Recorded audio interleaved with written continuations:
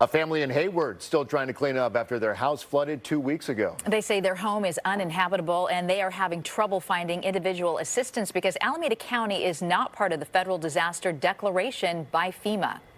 It seems like individuals in a disaster should be at the top of the priority list, not after all these other things get checked first.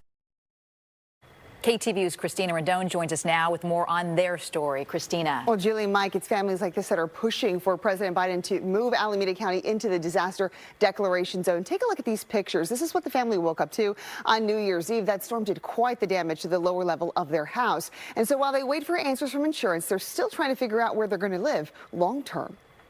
It's heartbreaking. Just is a nightmare. This is a total nightmare. Vicki Hudson, a retired lieutenant colonel from the U.S. Army, and her wife Monica Poxton say they and their 2 kids likely won't be able to live in their Hayward home for at least 6 months. Storm damage forced them out, and they're temporarily renting a home. I have 2 kids that need stability and normality, and we can't give that to them right now. Hudson took us inside the bottom floor of their split-level house, where water seeped up through the concrete slab following the New Year's Eve storm.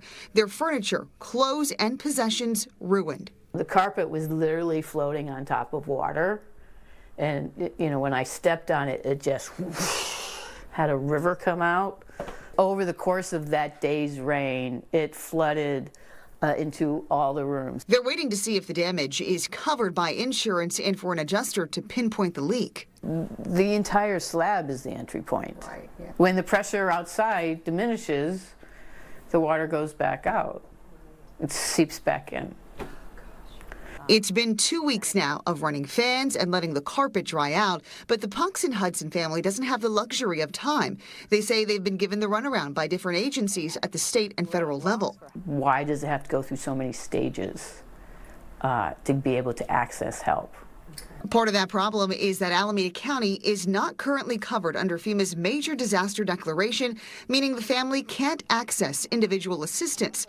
A FEMA spokesperson says assessments are ongoing. The system is broken for how individuals access assistance, and individuals should not be the last thing on the list for federal assistance.